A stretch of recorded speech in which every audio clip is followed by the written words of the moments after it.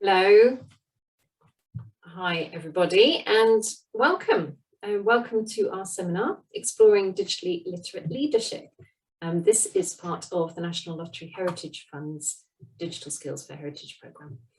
So I'm Anra Kenedy from Culture 24, where I lead digital skills and capacity building programmes for museums and heritage organisations, and I'm your host today. So before we begin in earnest, a few housekeeping things. The session will run for 90 minutes and we're recording it to share online afterwards. And my colleague Jane Finnis is on hand in the background to help with the session. Do you want to say hi in the chat, Jane? Excellent. So just drop Jane a message using the chat if you need support with the tech and the logistical side of things. And if you'd like to switch on captions, you control that at your end, and you should have a button saying live transcript, so you can use that. Another thing, if you're allied to an organisation, we'd be really grateful if you could add that organisation's name to your Zoom name. Or drop it into the chat, because that really helps us with tracking attendance. And at Culture 24, we're beginning to use visual descriptions, self-descriptions in our online events, because we're trying to be more accessible. So in my case, I'm a white woman in her 50s, early 50s, with long blonde hair, wearing tortoiseshell glasses and a dark grey top. And finally, on this housekeeping, please feel free to use the chat to say hi, introduce yourselves. I know that you're all stuck in those little anonymous Zoom boxes, so do use the chat for observations through the session. And we've planned lots of time for questions for the panel. We listened to feedback from last time when there was a general feeling that people wanted more time to pick speakers' brains. So for those questions, please use the Q&A function. And even if you don't have a question, it would be really helpful if you still have a look in the Q&A box and use the upvoting function, and then that helps us prioritise the questions that have the most interest. Right, so housekeeping done. On to today's topics and speakers. So in our last seminar, this is the second in our series, we discussed hybrid working and its impact on heritage organisations, and you can still catch that online. Today, it's the turn of digital skills and literacies and their role in building organisational capacity and what that means for you as heritage leaders. So we've got three great speakers, there they are, popping up. First up is Nora McGregor. She's a digital curator at the British Library and leads their digital scholarship training programme. Hi Nora, great to have you with us. Then next up will be Sian, who's here wearing two hats. Sian manages digital learning at Westminster Abbey, and she also chairs the Digital Learning Network, DLNet as it's known. And finally, we've got Zoe Amar, who's also wearing two hats. So she's founder and director of Zoe Amar Digital, and also on the board of Charity Digital, one of the key partners, another key partner in Digital Skills for Heritage. So really looking forward to hearing from those three. So a little bit of framing for the topic. When it comes to digital leadership and digital capacity building, there isn't a one-size-fits-all recipe that we can, recipe for success that we can grab off our shelves and hand to you in this session. Your individual and your organisational contexts are all unique, and you need to tailor your approach to suit your heritage site or organisation's mission and purpose. However, there are approaches that you can take, and there are mindsets and ways of working that you can adopt and enable that are vital whatever your setting. So Nora and Sian are going to share approaches that are working in their organisations and their networks. Then Zoe will pull those threads together for us and explore what the role of leadership is here, the sorts of things that leaders need to understand and to do. And then finally, we'll take questions for all three speakers at the end of their talks. So as they're talking, do be posting those questions, posting any observations. That would be great. So let's go over to Nora. It's enough from me. Hi, everyone. Can you hear me okay? You can hear you beautifully. Yep. Excellent. I'm going to start my timer as well. So it's nothing worse than the first person overrunning the workshop. Hi, so I'm Nora McGregor, and I'm, I guess, a white woman, middle-aged, with bright red hair and a bright, crazy top on today. So let me share my screen now. We'll get going on our presentation. Okay. Says participants can see my presentation, so just let me know if you can't. So yes, as I said, I'm Nora McGregor, and I'm here from the British Library, and I'm a digital curator. And we are celebrating, this is a perfect timing because we're celebrating 10 years of the Digital Scholarship Training Program. So I'll explain a bit about that today. Hopefully it'll be give you some inspiration for your own institutions. So yes, I'm Nora McGregor, digital curator in the British Library's digital research team. And our team's mission is to enable the use of the British Library's digital collections for research, inspiration, creativity, and enjoyment. But it's not just our own team's singular mission. So this is a shared goal across many teams of the library. And one of the most effective ways that we have found to support this digital transformation over the whole last decade is through investing heavily and smartly in staff skills development. And we do that through our digital scholarship training program. So running continuously since 2012, I'm going to call it the DSTP because it's a mouthful. Provides unique opportunities for staff to learn how to do cool and useful stuff, basically, with our digital collections and data. It is a lot of fun, but people are also gaining valuable data literacy skills and knowledge to support emerging areas of modern scholarship in the process. So again, we're celebrating 10 years of this digital scholarship training program, and it's an internal program only, and it's bespoke, and it was developed and it's managed by myself, and it's developed by a team of 5 digital curators, including myself. And now we have a full-time business support admin who is supporting it as well. But how did it all begin, and what does it look like? So I have to be honest here. In the beginning, back in 2010, the library was recognizing that the questions that were coming to us were changing, and they were very much of a computational nature. So people weren't just asking about, could I see a digitized manuscript online? They were asking us crazy questions like, can I have access to all of your digitized newspapers to do some text mining? And so of course we were kind of not ready to answer those questions. We didn't know what that meant. And so they carved out our department called Digital Scholarship. And and we were all hired into it, and we were existing employees in the British Library. So I would say we weren't always so digitally astute back in the day.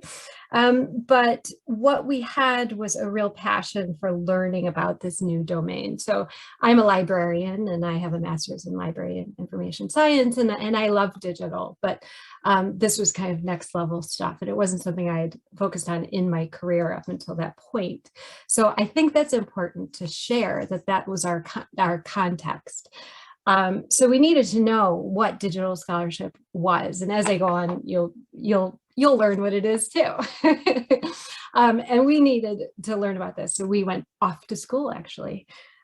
So we found any kind of digital humanities schools. We went to data networking events. We went anywhere where anyone was talking about data, digital collections, anywhere we could find in any kind of domain. So we did focus on digital humanities a lot, because lots of our audience are in the humanities, obviously, at the British Library. But we basically fanned out, and we went to data beers, which was really fun, all around London. You drank beer and you learned about how people use data in interesting ways. And what we learned alongside digital scholars, so we went to the Oxford, University of Oxford Digital Humanities summer schools, that sort of thing. We wanted to learn what is our audience learning? What kind of skills are they picking up? And then they're going to be expecting of us. So we got in there, we got our hands dirty, and we really dedicated ourselves to learning about this area. So some of the things we learned was, the world of digital tools and methods is incredibly exciting. And so we thought we've got to somehow let staff know all about this, but it's practical too. So even though it's fun and exciting, it really is practical. So a lot of the things that these digital scholars were doing, these academics or people in data science in big corporations, they were doing things that we wanted to do with our own digital collections to understand our own digital collections and data. So things like correcting OCR, normalizing, tons of catalog records, extracting information from digitized text so that we could understand them, automatic cataloging of some materials or to support the cataloging of materials. And so we realized if we could use these tools and methods too, it would be transformative for us. The other thing that struck us was that these folks aren't computer and data scientists. They're regular people, just like you and me. They study humanities and they're just giving it a go, And so we realized we can definitely try this kind of stuff out. And we also saw that a lot of the big digital projects that people were working on was in collaboration, and it had all sorts of different people involved in it at different levels and with different bits of skills and digital skills and digital knowledge. And so we realized, like, that's nice. We don't all have to become programmers to support this stuff and get into it. There's a place for everyone in digital scholarship. So, it's a lot of the things that we were noticing. It's not something that you can pick up from a digital skills survey. So this isn't about, to support digital scholarship and have a digital transformation, everybody needs to go and learn how to use Excel. That's the kind of stuff that you get from digital skills surveys when you ask people, what do you think you need to know? People don't know what they need to know until you're really out there and in the mix and seeing what people are learning. And it's often bigger than just knowing something about a particular tool. If you really want a digital transformation, you have to have the whole spectrum of things, not just like very specific skills of how to do a specific thing. And so it did require a lot of faith from our managers at first to kind of allow this time of staff to explore something very, very new and something that we weren't even sure we would apply completely. We would have people come on these training courses. They might learn about something very technical like machine learning, but then, they may not practically apply it. But this sort of lab mentality over time really shows a lot of development or a lot of benefits and value. So we do it in many different ways, and I'll explain this in our next, in the discussion group, but we kind of scaffold the learning experience of these topics that are pretty heavy duty. But if you scaffold it in ways that allows everybody to access bits of this information in different ways. So we have 21st century curatorship talks. So let's say we wanted to introduce something around technology for automatic transcription of handwriting, right? So we might have a 21st century talk on that. We might have a reading group. Some people will come to all of these things. Some people will not. And that's fine. It's okay that people at all different levels are joining us. And then we have formal courses and workshops. We have Hack and Yaks where we're all learning together over 2 hours, just anything, just practicing and looking at an online tutorial and that sort of thing and learning together. So there's kind of an assumption that everybody's sharing in the knowledge, but nobody is an expert in these rooms. We're all learning together and we're all sharing little bits of what we know about data and digital collections and working with them with these new tools. And in the discussion, I hope I can cover more things of, the future. So there's advanced things that people want to go on. Now, a lot of people actually want to go on to become programmers. And so we've had to support that through different things like Computing for Cultural Heritage. I'll explain more about that later, but that's a funded program to learn Python in the cultural heritage sector. It was a partnership with Birkbeck University and British Library and the National Archives. So this is just a bit about the reach of the program. So these are the different kinds of events. We have about 1,500 people. This is just last year, 1,500 people in the library. So we hit about 20% of staff with this kind of training who are attending regularly. So we've had events of 1,000 signups over the course of the year, but that breaks down into about 300 people who come to multiple events. So it's a pretty good trajectory. So just to finish up, I just wanted to kind of show there's a lot of different benefits that come from people going on this training program. And we have this year, because it's our 10th anniversary, we're going to collect a lot of case studies. So you probably, if you follow us on Twitter, you're going to hear a lot about this. But I'll share these links in the chat. So Graham started at the library and he was like your classic humanities guy. And he is a cataloger, and he went on one of our first training programs, one of our first courses that we've had from the very beginning on how to clean up data, and he got massively hooked on everything. And the end result is, in a few short years, he's learned how to program in Python. He's in The Guardian for a crowdsourcing project that he's done. And that's all from being introduced to these kind of technical skills in the beginning with our training program. And we have lots of success stories like this that are just really inspiring. And I wish I had more time to tell you about them. But hopefully in the discussion I can. So there's more about our program at the online, and there are links here too if you want to learn more about the kind of digital transformation that some of our colleagues are going through the training program. And we can talk more about it in the discussion, and I'll put some links in there for everyone. And I'll wrap up because I don't want to take everybody else's time. Well, Nora, thank you so much. That was fascinating. If you've got any questions for Nora, remember, put those in the Q&A. I know it takes a little while to cogitate on what you've heard sometimes.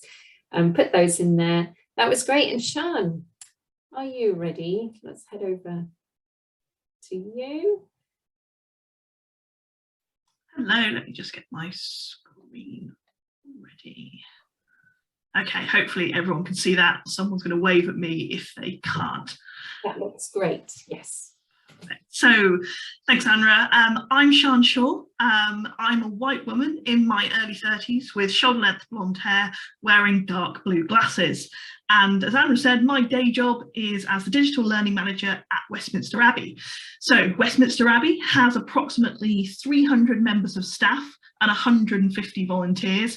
But actually, when we think about digital, there are only a handful of people and a very small IT team who are focused on technology. I'm one of only 2 people with digital in my job title. So since 2019, I've been working on developing a new programme of formal and informal digital learning for a building that's been a place of worship for over 1,000 years. This has included creating and commissioning over 100 free downloadable RE and history teaching resources for Key Stage 1 through to Post 16. So I'm predominantly thinking about digital content that appears on our website, but also starting to introduce on-site digital activities. And with my second hat on, I'm also the chair of DLNet, or the Digital Learning Network. So this is a voluntary run, free to join network run by a committee of about 10 UK heritage professionals.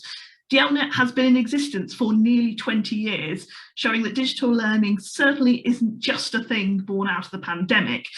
And the network focuses on connecting people so they can ask for support and share ideas. DLNet is open to anyone who has an interest in how digital technology can support creative and inspiring educational experiences. I've only got 10 minutes, lots to say here about digital skills, capabilities and literacy, so I'm just going to whiz through 3 core beliefs that from my experience can be integrated into any organisation. First things first, how are you all feeling about digital? What of these 3 monuments from Westminster Abbey might sum up where you're at? Number 1 is Elizabeth Russell, here looking very worried and forlorn, possibly panicked if you were thinking in the context of digital. Number 2, our memorial to William Shakespeare, who's thinking, a lot of thinking here, thinking about digital more and more, perhaps still a little bit wary.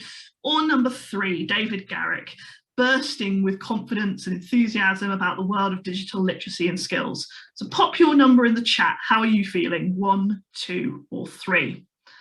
So why am I asking you this? Because before we discuss anything, we have to understand that digital is so much more than coding and programs, cables and software. A massive part of digital literacy skills and capabilities is about understanding people. What do they think about digital? How do they use it already? What are their concerns around digital? And that applies for our staff as much as it does our audiences. What I often find is colleagues in the sector who are anxious about their digital capabilities because it seems very other to what they know at work. They assume everyone else is an expert and that without lots of formal training, they won't ever be able to get their heads around something. And these are valid feelings and I don't want to dismiss them. But I do need to lightly challenge them. And I challenge them because when we break it down, the blocker to digital is often nothing to do with digital itself. It's not about the technology. It's about how we as people think about digital. To get around this, I suggest embracing blended. This is really about joining the dots between heritage experiences and the realities of daily 21st century life. For lots of people, the idea that technology has to be actively brought into a situation or actively left out of a situation doesn't match the reality of how we experience life. We predominantly see this from our visitors who come to experience the heritage site in real life, but spend most of that time taking photographs, curating their own digital memories of that day based on their own interests. Now, if we wanted to, we could be critical and we could point out the exact moment that a visitor switches between using technology and not using technology, but ask yourself, why does that matter? At the Abbey, we recently ran a project with Key Stage 2 pupils who were tasked with creating a 5-minute film about someone memorialised within Westminster Abbey. They acted as researchers, script writers, prop makers, directors, film crew, actors presented, everything else. Each of these tasks used different skills and different tools. The technology became just one of the things to master, along with teamwork, communication. Digital was used when it was needed, as judged by the kids themselves, and often without really thinking about it. So why can't we think like that in our organisations? However you are structured, there's a growing sense that digital is everywhere and for everyone to be thinking about. So we need to stop this light switch mentality of now I'm using digital and now I'm not, and equally thinking that there are people who, inverted commas, do digital and those who don't. It's about deciding the best tools for the job. Sometimes that's digital and that's great, and sometimes it's not, and that's okay too. So let's start taking away these fictional constraints and allow technology to flow in and out of what you're doing as an organisation. Really embrace blended. Next, I propose that you can power innovation with confidence. Now, some of you will be thinking to yourselves, no, Sian, innovation happens when there's money and there's expertise, and of course those things do help. But what we've learned in the last few years is that when budget was limited, with everyone tightening their belts, and when we didn't suddenly have a load of extra experts, whatever they are, working in the sector, we still saw innovation. What the pandemic gifted many organisations was the chance to have a go, to do something different, to make mistakes, to be a bit rough around the edges, and to react in a more timely way than strategy often allows. That's all down to people who said, we need to do something. For example, the Abbey's family-friendly Weekend Wonders videos were born out of the idea that creating short films, often talking straight to camera, just like I am now, were the starting point of having a go. You'll often hear people who work in digital talk about test and learn, which traditionally is attached to digital products like new apps or new websites, and it allows for an iterative process. But it's a mentality that can help develop digital confidence, because it isn't about success or failure, it's about the ability to experiment and, whatever happens, to reflect on the learnings that can be used next time. This methodology allows people to push the boundaries, ask the difficult questions, and feel empowered to be part of the conversation. And this can be a really key part of digital literacy, being confident about what you know and owning that, being confident about what you don't know, but being really open to learn from others, and being confident to experiment, because every experiment is an opportunity to learn. Finally, I was going to tell you it's a marathon, not a sprint, but that analogy falsely assumes that this has an endpoint, a moment where we all go, that's it, we are completely digitally literate and confident. It's not going to happen. New technologies introduced, confidence levels do wobble, circumstances change. But we shouldn't let the lack of an endpoint worry us. Instead, we should think about the best way to develop our digital skills, capabilities, and literacy as individuals, as teams, as whole organisations, and as the sector as a whole. And for me, that's about two things: learning together and learning often.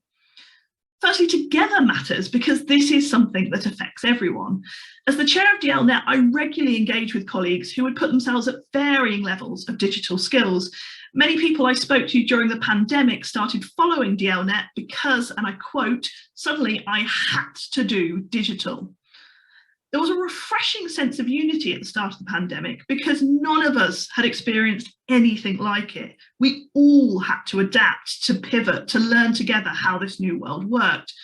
We were also better than I can remember at calling out each other's successes, taking time to just say well done for the small steps of progress. And learning together was the key driver here. Secondly, it's about learning often. Continuous learning can seem quite passive, and it's that thing that's at the bottom of everyone's to-do list, which is why we have to make time for it. At DLNet, we run monthly Twitter chats on the first Friday of every month, and there is always something new to discuss, share, and learn from each other.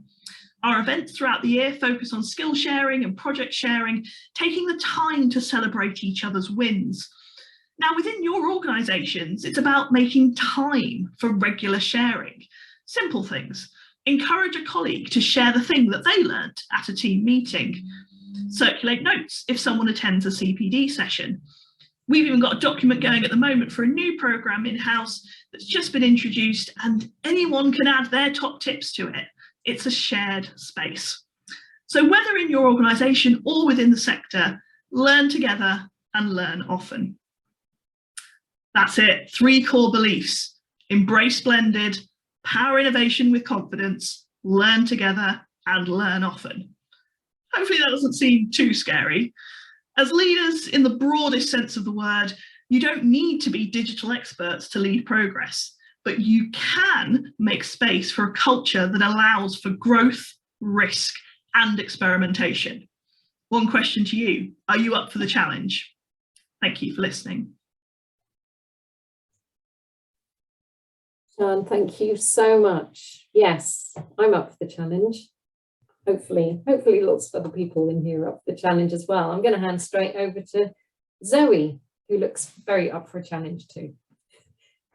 Great, thank you so much. I am indeed up for a challenge, and I'm very energised after those amazing sessions full of wisdom from Nora and from Sian. And what I want to do today is to take a moment just at the start of our session to reflect a little bit on those learnings. So I'll do that in a second. And then following that, I'm going to be talking about some of the big trends that I'm seeing, firstly from the heritage sector, but also from the broader not-for-profit space. about digital literacy for leaders, and I think there's a lot of crossover with the fantastic insights from Nora and Sian. And we're talking about pitfalls as well, what leaders shouldn't be doing, because I do think that digital skills for leaders are quite a distinct thing, and I'll say a bit more about that later. And then finally, I'm going to take you through a quick case study of a leader from the heritage sector who has moved on in leaps and bounds with digital skills during this time, and really flexed a range of muscles there in the way they have developed those skills. So I will take you through that as well.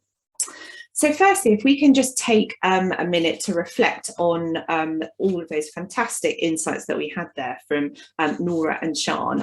There were just 3 points which stood out for me from both of those sessions. And I think they really set the scene for a fantastic discussion this afternoon and the questions that I'm sure that you have. Firstly, from Nora, I love this point around horizon scanning being a skill in itself, something that you really need to move forward with digital. And I think on the road to recovery phase of the pandemic, we've all got an opportunity right now to look up and out. What are other heritage organisations doing in digital skills? What's going on beyond the wider sector? So I think that's a great thing to do.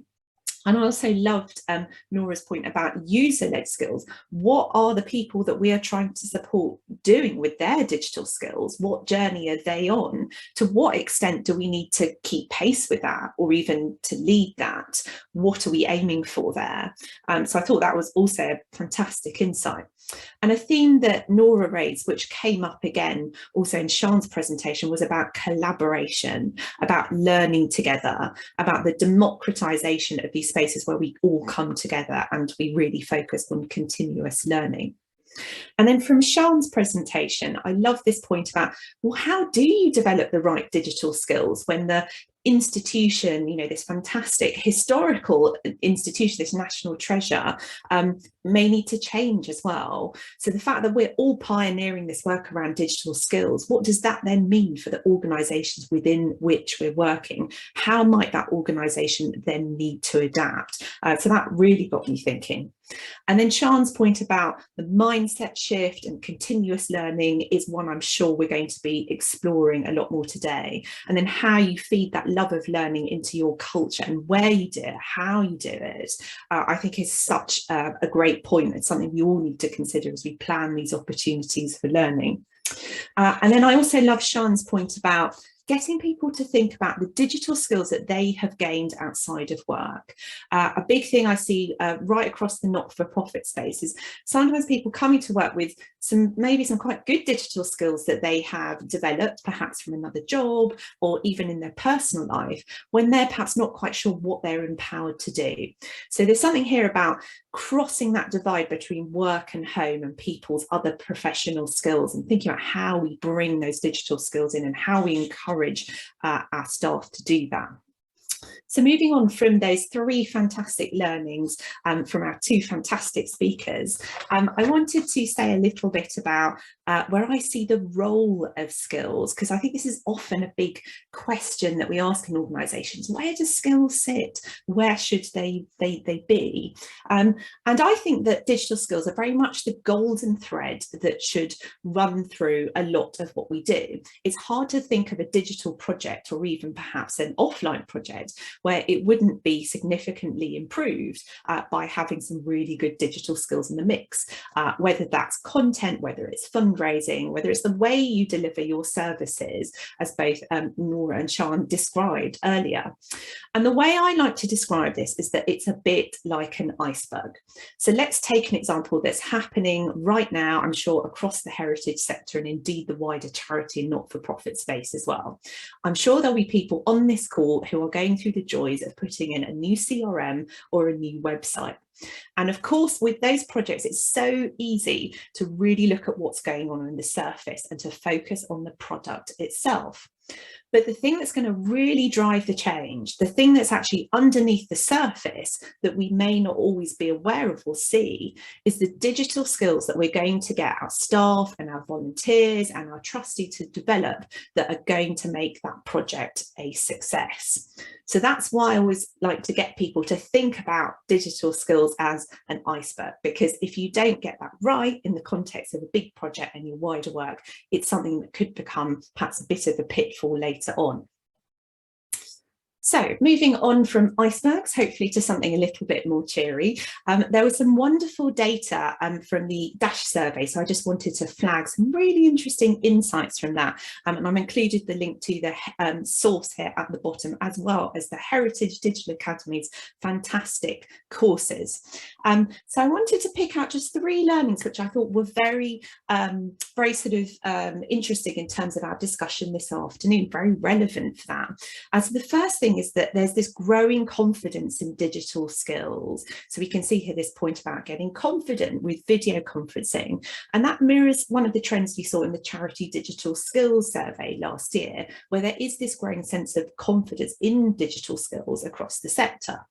What's really interesting, and perhaps a slight point of divergence with the report I'm involved in, but I think is a really important trend across the heritage space, is this point about being face-to-face and how that can potentially help grow digital skills. So I thought that was a really interesting point, and something to factor into how we draw and entice employees back to the office. And obviously many of us are working in a hybrid or indeed a remote way now, but perhaps some of us are coming back together occasionally, learning and collaborating. So that may be something we can deploy to help make the most of staff's time when they brave the tube or the train and come into the office. And then a third point, which I think sets the scene quite nicely for some other things I'm going to touch on a bit later in this presentation, is that senior staff didn't actually discuss their own digital skills that much, even during meetings where you think it would be very formal and appropriate, like an appraisal. And I thought that's a very interesting point about how the culture around discussing skills and that ownership of skills changes as you get further up the food chain. And we need to think about how we make that more of an everyday item that leaders feel they should discuss, because what I've seen time and again in every organisation I've ever worked with is that if the leaders are open about their own digital skills gap, that then gives their staff and their volunteers the permission to say, actually, I'd like to develop these skills, and can you give me some support to do that? Okay, so let's think about what types of digital skills heritage leaders need. And actually, I think this is probably an area where there's a lot of synergy across all sorts of sectors. It's an interesting question, I think, at leadership level, because there's something here about what technical digital skills and what types of skills do I actually really need if I'm, say, the CEO or the director or head of or a manager. And I think these fall into 3 categories. The first thing is perhaps the doing skills. So there's kind of day-to-day skills you might need in your job. So for example, if you are involved in finance, then you're going to need a good sort of working knowledge of Excel. There's no 2 ways about it. But then there's 2 skills which I think are really relevant to how we lead and how we have oversight. So there's something there about understanding. So where you don't necessarily need to be a technical expert, but you need to know enough about when there are skills gaps, when you need to take advice on getting more of those skills through the door, perhaps from hiring a freelancer or bringing in another member of staff. So that's where you need an understanding, but not necessarily the technical knowledge. And then finally, I think there's a point about how leadership skills are changing. And whilst they may not be digital skills per se, there's something here about modern leadership skills that are really needed to drive digital transformation. And we're back to the points we discussed earlier about collaboration, but also about strategy and having that knowledge of agile and service design, which I think is so important for digital projects. Moving on, let's look at some learning trends here. So firstly, in the Charity Digital Skills Report, I'm just going to briefly touch on some trends from last year. There was a real sense of informal learning, and I think that speaks to the points that Nora and Sian raised as well, about peer learning and coming together and doing this in a really collaborative way. So my top tip here is when are staff and volunteers learning and they might not realise they're learning?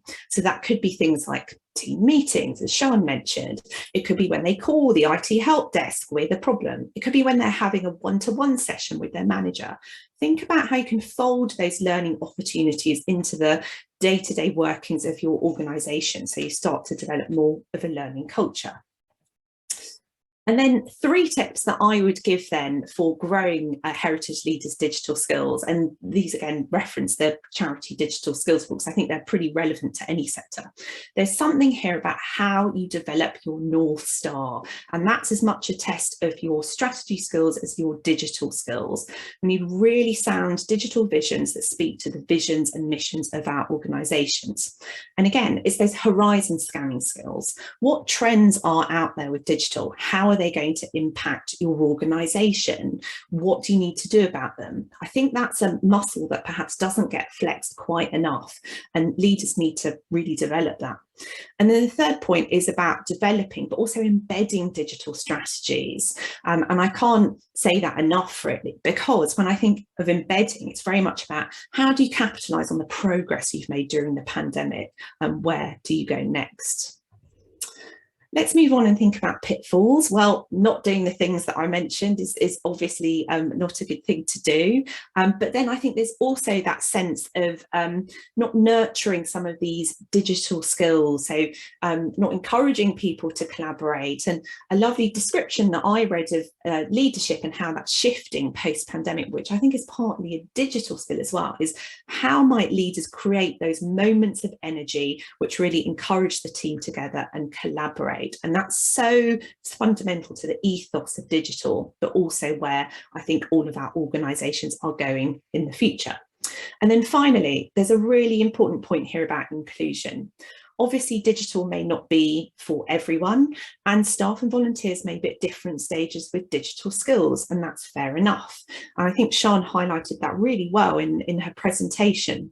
So we need to think about how we create that balancing act between our digital ambitions as leaders, but also making sure that we bring as many people with us as possible on the journey and give them the support that they need.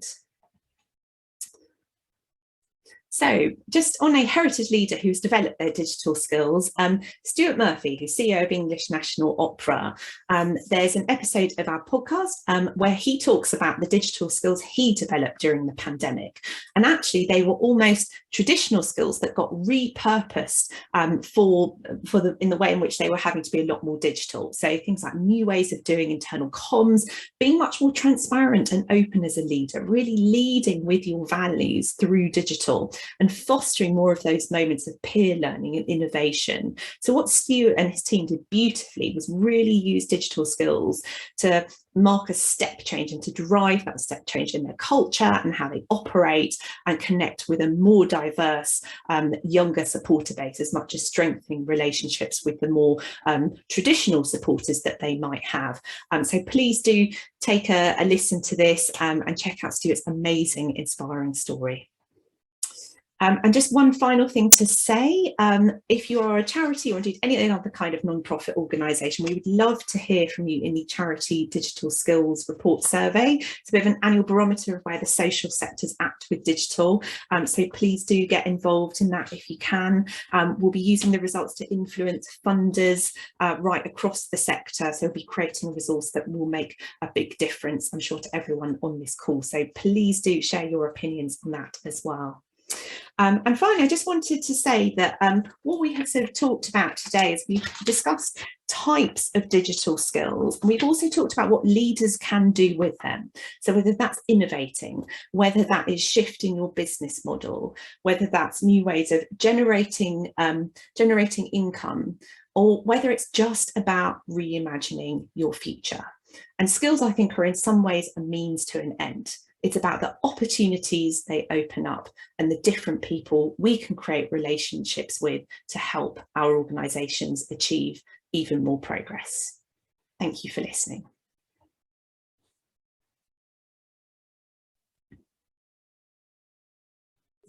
Zoe, thank you so much. That's a really inspiring note to end on, would be scribbling down, especially the idea of digital skills enabling us to reimagine the future.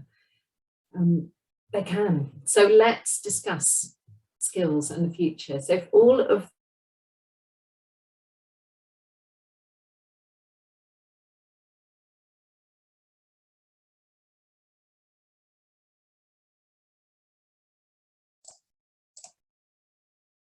It looks like Anra has frozen.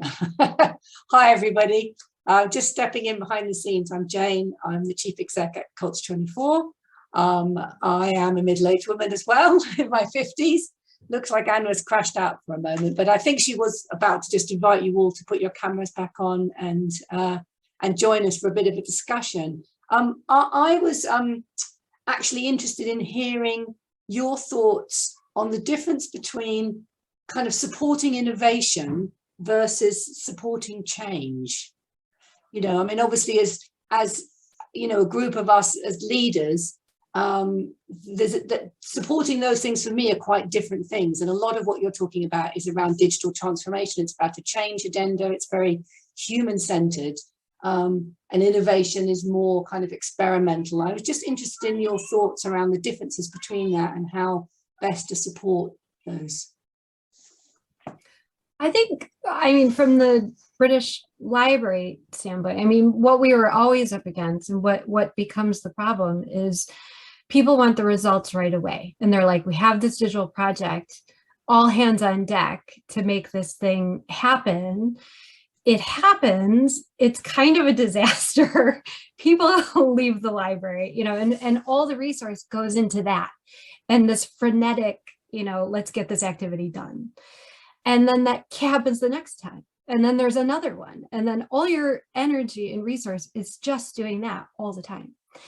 And so I would say that I think that we've improved at the library with this kind of like longer view of like, okay, that's still going to happen. And that's really frustrating.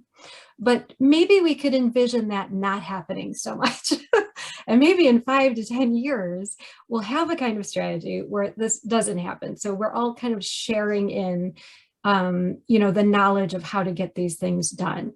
We're supporting people who, you know, there was a question in the thing about, you know, avoiding burnout you know, on these kinds of projects and stuff. And a lot of people who are very technically expert are asked to, you know, train everybody up, and then they can't focus on their own skills. Well, like in our training program, we don't do that. So we allow that space where we're learning together. So we were getting burned out because people in the very, very beginning would think, okay, digital scholarship, the digital curators can do this. They know how to do this. They just learned about it, so they should do it. And we were like, no, this is a shared thing for everyone.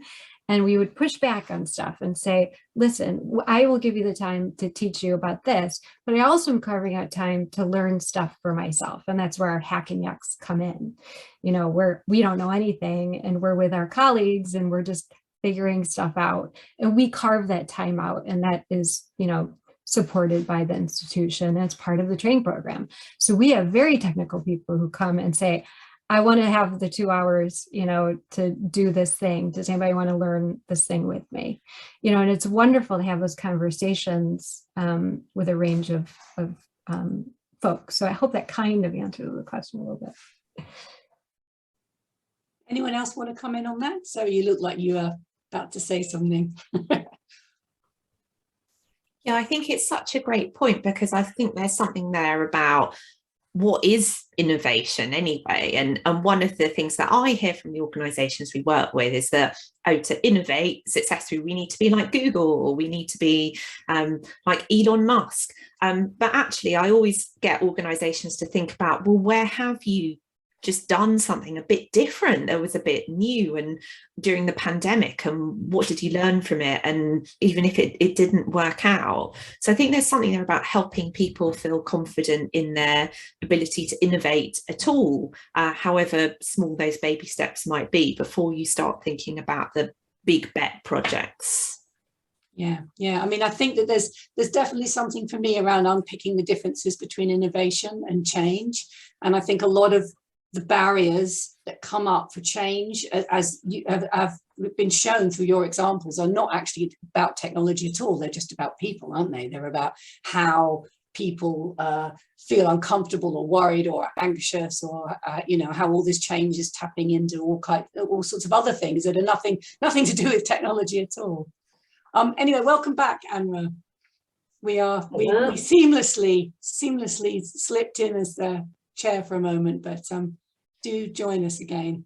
Thank you so much. I selfishly just took a moment to ask my question, but I can let you, I can step back out again and you can take the questions from the audience. Well, first thing I want to say is it really shows that that is the digital skill that I displayed there, is always make sure you have it lined up when you're doing a seminar in case your computer crashes. So thank you very much, Jane. Jane, don't disappear because I can't see the questions now because I've rejoined. Oh, okay. Any questions that were entered before my computer crashed, I can't see those. I can put them in the chat for you. That's what I'll do. I'll put the first one in and then you can look at it.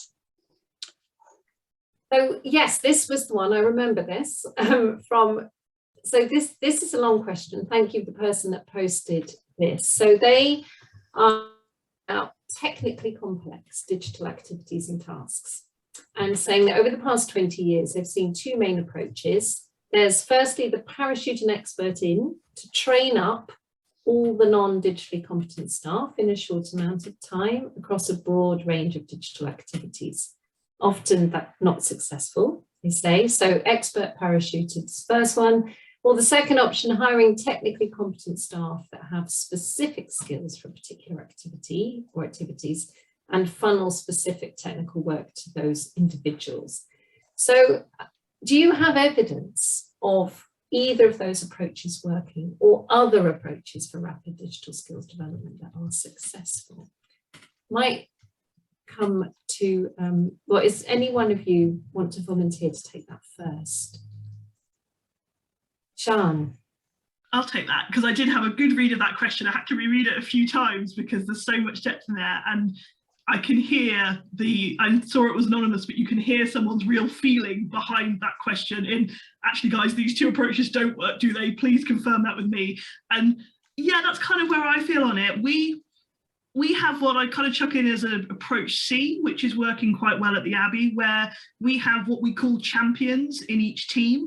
So for example, we've just had a new image library set up, so something that lots of different teams are using. So we could have had an expert come in and teach everybody, which would have been a lot of time. And that sort of point to point A is, well, actually, some people would have found that really useful. Some it wouldn't have stretched enough. Some it might have stretched too much. That wouldn't have, how do you do training that is for everyone in one go? But actually just hiring people to do that specific job, well, it isn't a job doing images. It's something we all need to be able to do and upload and sort out videos and all that sort of thing. So this champion idea that we have at the Abbey then allows one person from each team, who are generally self-selected, or somebody who sort of encouraged and said, well, actually, I'm quite good at communicating these ideas. And they had the training, and then they went back to their teams and they trained their teams on it. And what was really nice about this approach is it meant that actually, beyond the champions, everyone else was getting a really tailored answer to how to use the system. So I work in a learning team, so I know the sorts of questions that my colleagues want to know. There was lots of detail that they didn't need to know, or they could come back to if they wanted to stretch further, but it allowed us to effectively do tailored training, but the champions had all been given that expert training on effectively what was a new system in the first place. So option C is what I'd like to see more of. Yeah, I can't agree more with everything Sian says, because it really is how we do it at the library as well. So we're all digital curators. There's 5 of us, and we are kind of our own team, but we're embedded in the different collection areas. And every collection area is a little bit different, and they care about different digital things. So in Asian and African collections, they care about Arabic scientific manuscripts and handwritten text recognition. They have different aims, and they want to use technology in a very different way than, say, our contemporary British collections, who care about web archives and all of that.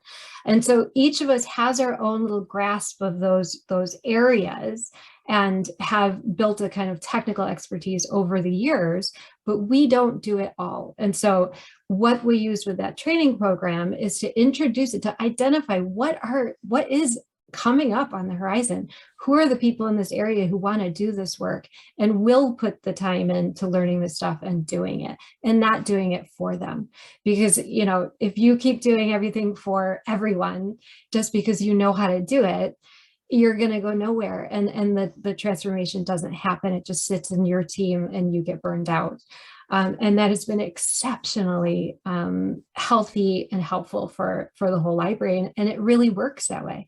And the other thing is, we have this environment with these, 21st century, we have these talks, we have a talk program, we have these hackathons, that when someone learns something new, we have them, then it could be any curator who's like gone off to a conference and learned something, or they've met someone has some interesting information. We get them into the training program, and we get them to give a talk, do something simple, or share a reading group article. And it's these little tiny, they seem tiny, and I know that managers think, well, how is this going to end up with a digital transformation? I'm telling you that it does.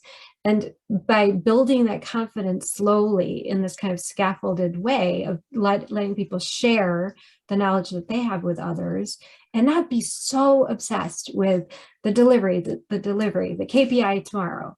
We trained 3 people in using Excel. Okay, well, what does that mean? That's meaningless. But good for you. What are we doing here? And thinking in these broader terms, because I promise you that down the road it will come to fruition. You will have these measurables.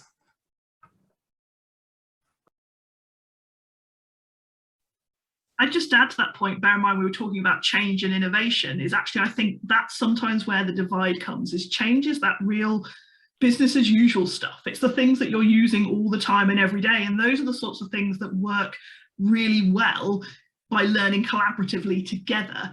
Actually, innovation is often the big shiny projects. The amount of times I've said to people, look, stop getting excited about VR and AR. You guys need to master the basics first. Once you're happy and confident with the basics, then go follow the exciting thing. Because actually, that sort of digital is great, but it's generally very, very expensive and very short-lived. So why are you doing it? Really ask yourself as leaders, well, why am I picking certain technologies? And actually, if we master a skill around, let's say, video editing, well, actually, video editing can be used in loads of different ways. It can be a learning tool. It can be a promotional tool. It can be an in-house promotional way of communicating things to each other. Actually, if you learn a skill like that, that's much better than spending lots and lots of money on a big thing like VR and AR. And I think, to sort of Zoe's point, we aren't Google. Don't try and pretend. There is no organisation in the UK that's a heritage organisation that is Google. So let's not try and hold ourselves to that standard, and let's think about the digital we can employ with the skills that we have. Yeah, I completely agree with that, Sian. I think there's something here about the role of transferable skills. So how might we work with staff to identify the skills that they have, even if it's stuff that's perhaps not even that technical, like problem solving, or being really persistent about how you find out the answer to something. So looking at where those skills exist across the wider organisation, then adopting that coaching type approach and that championing approach that Sian and Nora recommended. I think that's a really good way to embed the learning and to democratise it as well. Yeah, and I think kind of on that point too, identifying the skills that you already have is really, really hard. And we've had so many failed attempts at surveying people, or we had a digital skills directory and that has gone 0 places because, how do you tag yourself as having certain digital skills? You don't know. It comes out in conversations around ideas, right? So we have uncovered massive amounts of technical skills that people had from previous jobs, from whatever, their own interests, just by having conversations and setting that up in the training program. So again, with the hack and yak, it's the yak part is people coming together around, they want to learn something and they're interested in it and they want to get hands-on, and then they start talking and you're like, oh my God, you know so much about this particular thing, so much about metadata in this area, or so much of this kind of skill. That's how you learn what people actually know and what their interests are. So I think we spend a lot of time surveying, or saying, what digital skills do you want to learn this year? It has to be a conversation. So, and another way that we do that we're all on the Teams, Microsoft Teams boat now. And we have a digital scholarship area of that, and it's a discussion board, and it's thriving, and people post stuff all over the place from all over that I've never heard of, about things going on in the digital humanities or cool stuff, or, and are sharing there, and everybody's talking about it, and they're talking about, how does this apply at the library?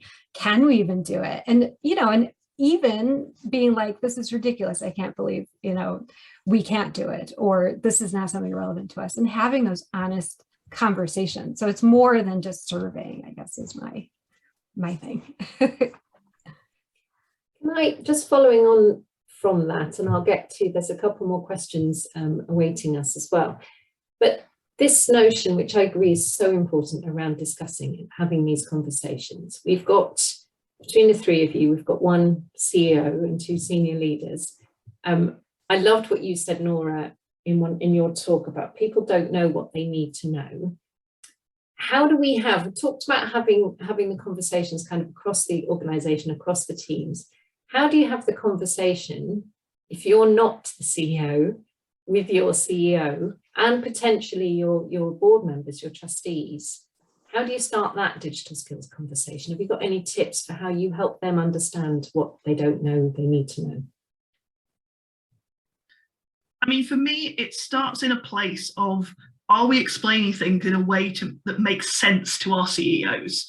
So when I first joined, I came in with a load of acronyms. My CEO would call me up on it all the time, saying, stop using acronyms, we don't know what these mean, you've got to tell us. And it was like, that's great. I'm still going to use the acronyms, but I'm going to explain what they are. So the next time we have this conversation, you've got the language that you need to join me, so that when I'm quickly talking about things, you're on that journey with me.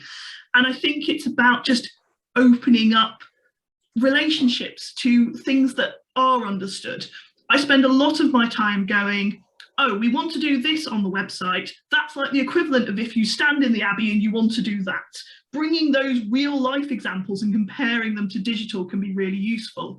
And I think people often forget when we talk about digital skills, well, actually, I'm going to say majority of people, there are obviously some people that don't have access to tech, but most of us at home, we're shopping, we're buying plane tickets, we're doing whatever. You're digital users, you have an experience and you have a voice in that. So often I think it's about connection. It's that people thing, which I keep coming back to, is actually all conversations, and potentially difficult conversations, are about relationships with people. So what does your CEO need to know? How do you help them understand that? And I actually think that's really individualized. You need to understand your CEO and what their priorities are and where they're confident and not confident. Because I think sometimes where it goes wrong is a CEO who doesn't want to feel like they don't know everything. And actually, if they could admit, actually, I'm not sure on this, that's why I hire people who are experts to help me, you're going to have a much better conversation all round. Brilliant, thank you. Zoe, as a CEO and someone who works with lots of CEOs, what are your thoughts on that? I think there's definitely something there which Sian's highlighted really well about being a bit of a translator and showing the CEO the sort of link between what they're doing and where digital skills really matter and really relevant for them. I find that with a lot of people in leadership positions, there's going to be that natural sense of competition. So if you can create a bit of a burning platform around saying, oh, look, some similar organisations are doing this because they've grown their digital skills, and oh, I noticed this other CEO is doing this and they're really committing to improving digital skills amongst their team and also on their board, and oh, they've just hired a digital trustee. I think there is definitely a way in which you can start to plant a bit of a seed that will pique a CEO's curiosity and get them thinking about, why aren't we doing this?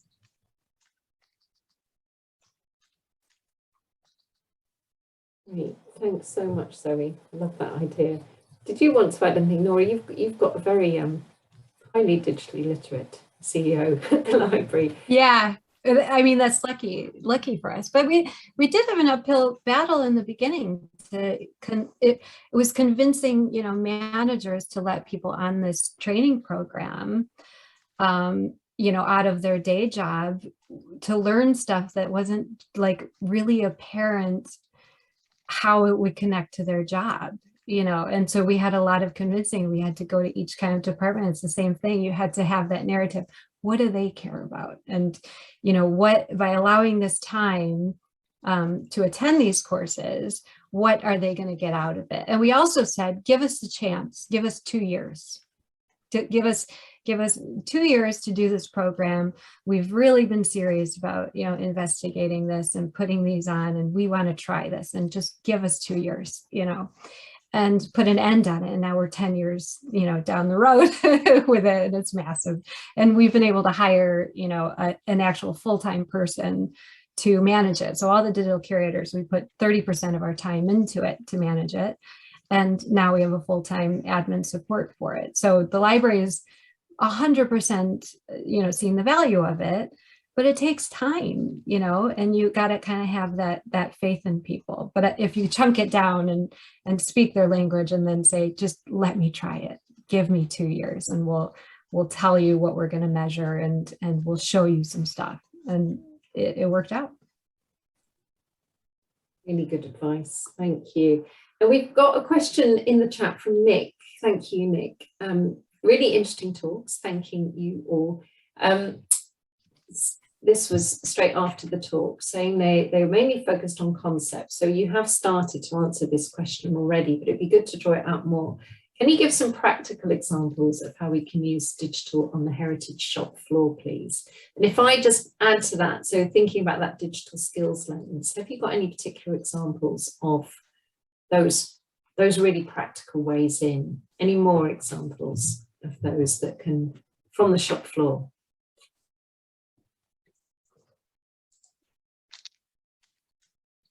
Open to. So I can go. So we'll have a lot of examples. So I'm not sure. So your heritage shop floor might look very different from my heritage shop floor. So it's hard to answer this question because it really is specific. You need to answer that question yourself for exactly how Sian was explaining. What do you want to do? Then we can go from there. But I can say, I suppose that the library in the beginning, so we had a little bit of funding to get people in to teach some topics. So if I look at like the example I showed with Graham, we just knew that people were struggling and wanted to like learn how to clean up data a little bit better. And there was a different tool out there that was like Open Refine. And in the training program, we had this instructor who would come and work with our data in Open Refine. So it's very specific to like the heritage context and working with, our crazy data that makes no sense and, needs to be rationalized, catalog records and stuff like that. And then that kind of piqued Graham's interest, and still within the environment of the digital scholarship training program, we had other courses that kind of, he could see some sort of synergies between it, so there's computer vision. Okay, so I'm cleaning up data and now I know how to do that. But there's also these really wild experiments where, people are, we'll say crowdsourcing. So they're using crowdsourcing to define, pieces of newspaper articles. Well, that's interesting. Okay, well, I have newspaper articles. Maybe I could do something with that. Okay. Oh, and now I think that I need, this particular skill. And it builds from there because you have this sort of all-encompassing kind of environment, and he knows he can come for help, on ideas that start bubbling up. But there's these synergies between what we have in the training program, and there's the supportive environment for developing those ideas. So he started out in 2018 and then goes through the training program. And now he's like in The Guardian with his project around, extracting articles from newspapers around enslaved people. And, and so this is how these things, but that he didn't do that overnight. He didn't come with that idea. But, from 2018 to 2022, we have a full-blown crowdsourcing digital research project that's going to like transform research by this guy who just wanted to know how to clean up some data. So if you have that environment, then these things can happen. I hope that's a specific enough example. Yeah, absolutely. Any thoughts, Zoe or Sian? I think heritage shop floor is what's stumping me a little bit, just because I don't have a lot of experience in that. I think generally on the heritage floor, there is a sense of, well, depending on your organisation, again, as Nora's just said, it really depends, what does that look like? You know, in the Abbey, we have multimedia guides. That's digital. Whether people think it is or not, that is a piece of digital. We do things now where you can scan a QR code to see the order of service, or like events listings. We take survey responses through QR codes. We take people on a tour and then say quickly, oh, scan that, or while you're waiting, while we've got you. Those sorts of things are happening all the time. I think if you're trying to reflect on your own organisation, get your phone out and see, well, actually, you're as much a user as you are a member of staff there. So what would you do in that space? What can't you do? What would you like to do?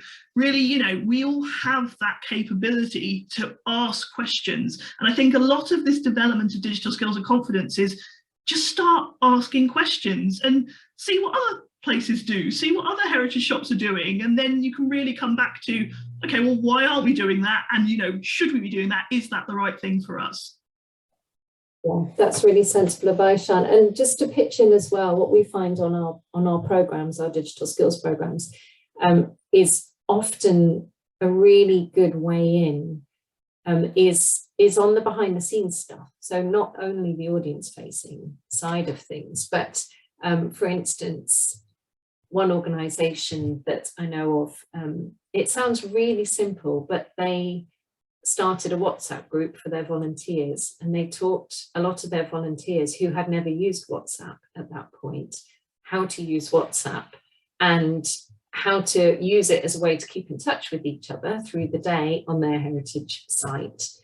And that gradually led to other sort of more sophisticated uses of their phones, and actually using their phones to take pictures that they then shared with colleagues for social media, and to take videos. And so when you mentioned get your phone out, Sian, it made me think that's that kind of stuff that you might think is very basic on the shop floor can be a really good way in to build the confidence that all three of you have been talking about, and take you further as well.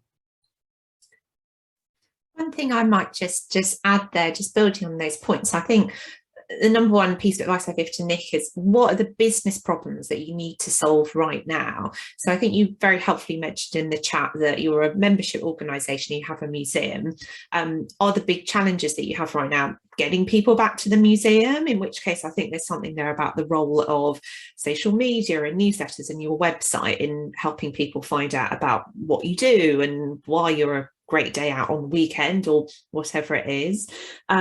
Or is there something about, as you mentioned, Anra, helping volunteers communicate better with each other? Perhaps if you write down the top 5 challenges facing you right now, and then do some brainstorming with your team around how could we use digital to solve these problems, that might be a really good way in.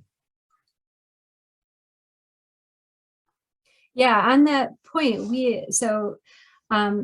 you know, the learning, like Sian was saying, it never stops. And so the digital transformation is always going on, and we're always never knowing something. So this year, the anti-racism work is a huge priority. So we you know, are really focusing on that across the library. And there are many, many working groups. We just, right before this call, I had a call with people on this about how can digital research tools and methods help with this kind of work. And so our training program is there, it's already there, and it's perfect place to raise these issues and start learning about that. We're not going to figure it out tomorrow, but we are all going to have the opportunity to learn about, you know, what's bias in machine learning, right? So are we doing machine learning right now? some people are. Are most people going to be doing machine learning at the library? No. Might they be on projects at some point in the next couple of years? And maybe they want to know that there's a thing called bias in machine learning. You know, so these sorts of things are super important, but it is still horizon scanning, even though I'm sure at the library, the leaders are like, fix this racism thing tomorrow, you know, but you can't. So it takes a long time, and we'll be investigating this whole year. How can technologies help us in, you know, classification issues that we have, and doing projects around that. And so it's this kind of iterative thing, but that is a priority for the library. And so we work it into the training program. Yeah, so I hope that's useful. That's really helpful. And I had a question for you all, for all three of you, about the horizon scanning, actually, because that intrigued me. So I'm really keen to hear, I'd like to hear your tips on where you do your horizon scanning as leaders in digital, and also how much time, so if you're a CEO or a senior leader listening to this, how much time should you be carving out for that kind of horizon scanning and that understanding side of it that Zoe talked about, which I sort of think of as the digital literacy and leadership needs. So a two-part question for each of you there. Zoe, can I be mean? Come to you first. Yeah, of course. Yeah, this is a subject I'm really passionate about, actually. And I do want to say, I think it's a really hard thing for leaders to fit into their diaries, especially with the very full-on way we're all working now, being on Zoom all the time. So I think there's two things I'd recommend there. Certainly where I keep an eye on digital trends, probably the tech press, to be honest. And I'm sure there's some really good heritage-specific stuff that you can recommend, Anra, perhaps. I do things like I read Wired. There's a great podcast called Eat, Sleep, Work, Repeat. If you're interested in things like remote working and how the workplace is changing and what digital is doing to our organisational culture. Jane is really keen on change, and that's the point she's mentioned in the chat. So that's something that I have found really, really helpful. And then just coming along to sessions like this, I suppose, and talking to people about what they're doing and the trends they're facing. Charity Digital, I think, has some great case studies on there, and I'm sure there's stuff that's being shared as part of Heritage Digital Academy, so that would be worth looking at as well. So I guess it's a bit of mix of resources in and outside of the sector. And in terms of how you actually fit that into your diary, I love Sian's point about having that incentive, that accountability in team meetings. You know, what trends have you noticed this month, and what do you think they could mean for our organisation? So there's something about having that shared space to do that, and also maybe having a bit of a rolling commitment, even if you're just having a read through your newsletters for 20 minutes on a Friday afternoon, just getting that love of learning going and tapping into it, giving yourself space to do it as well, I think is something that as a leader I actually don't do enough, and making that time to do it, that headspace to do it, is really important. Yeah, I mean, I'd echo all of that.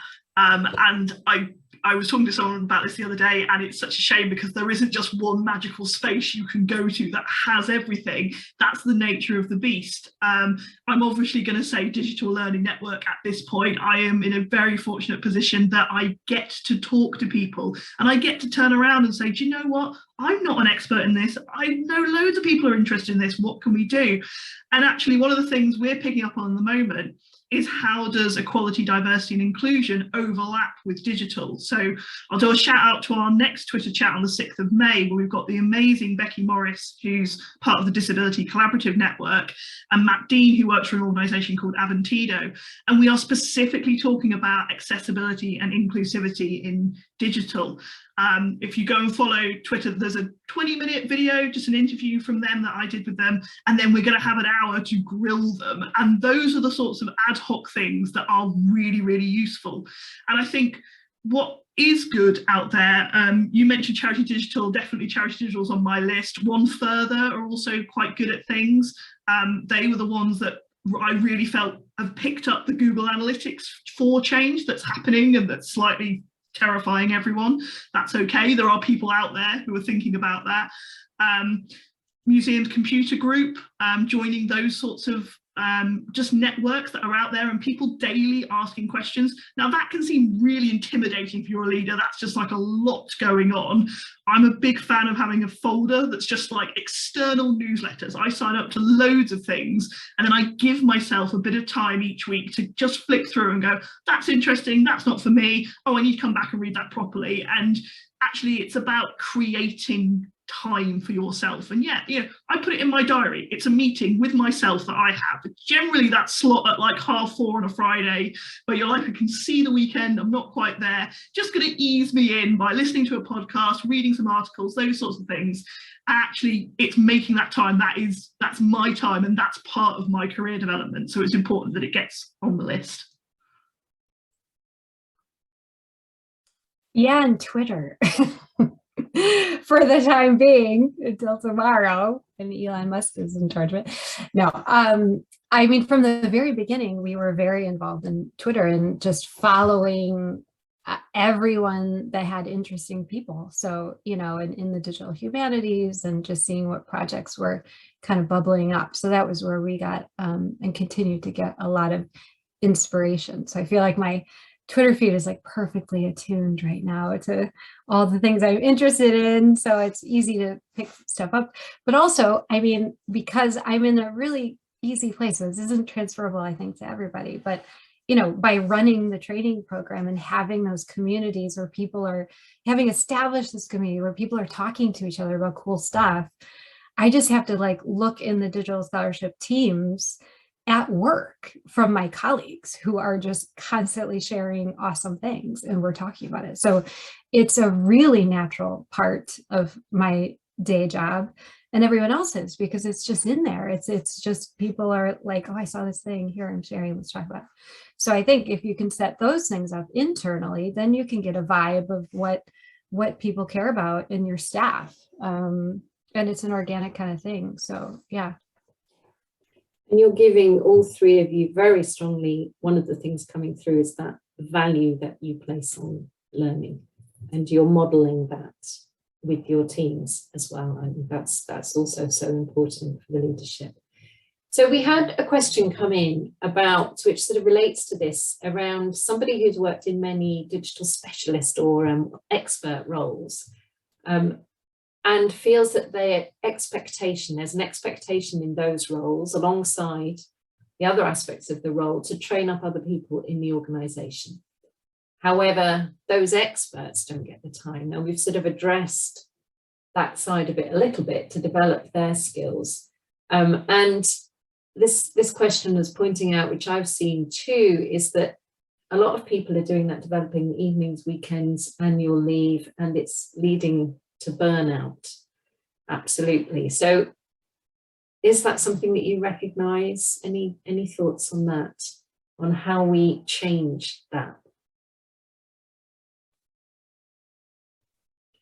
That is something I recognise, and it's something that I hear actually from a lot of leaders and staff right across the not-for-profit sector. And to give you an example from an organisation that we work with, they were looking at how they could repurpose some of the other time that had been ring-fenced for staff to work on their digital skills. So, and I'm not sure there's a right or wrong answer to this. They had some time set aside for staff to focus on their well-being, and they were thinking that as they eased out of the pandemic, that time could then be used for digital skills learning, whether that was individually or together with teams or other parts of the organisation. So that might be something to consider. But you're right. I think there is this big challenge now around headspace and the multiplicity of demands on all of our time. And we can't expect people to learn unless we give them the space to learn. So that is something where leaders, I think, really need to get involved and to understand the time and the effort and the opportunities to apply learning that need to come with that to support that process. Yeah, I mean, the pandemic was transformative as well, because all the curators were stuck at home away from their collections.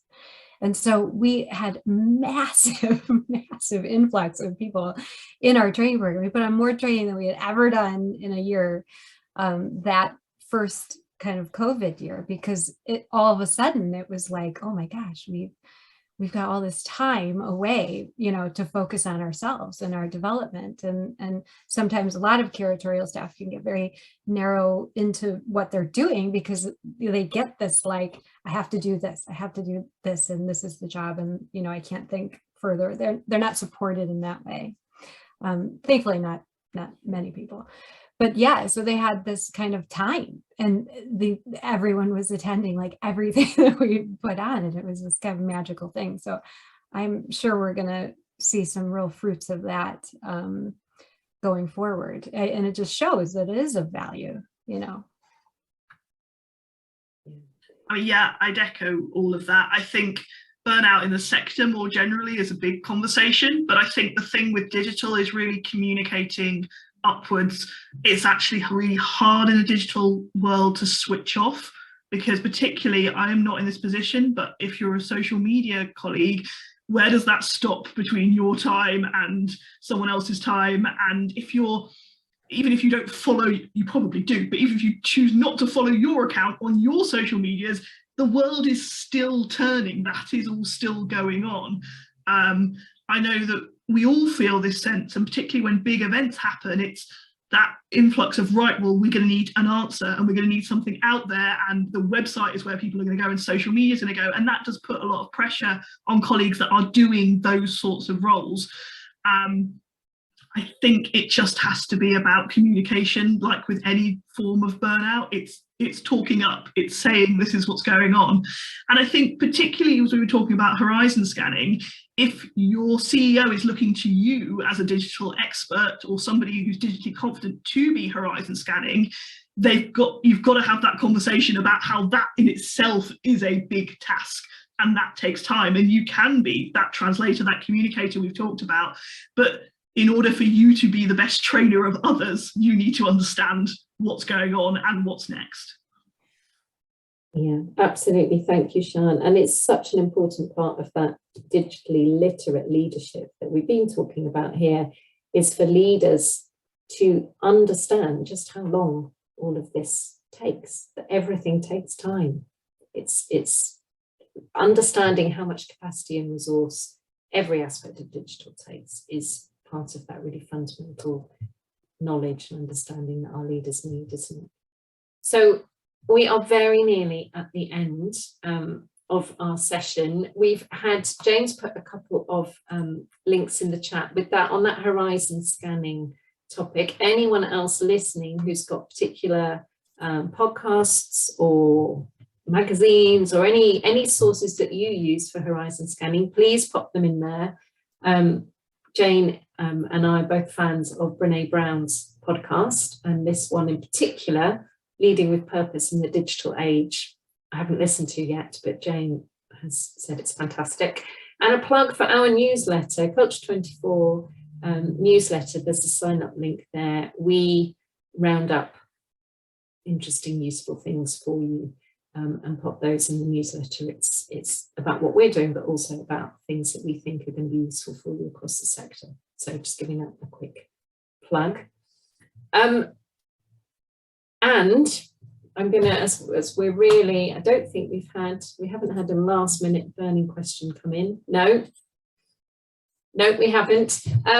I wanted to just, before we end as well, ask Jane to put a chat, another shameless plug, but it's very related to this. Sian, well, all of you have talked about the value of that agile, giving things a go, test and learn, experimental approach.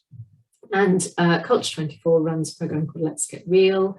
We're open for sign up for this year's Let's Get Real, which is looking at hybrid working.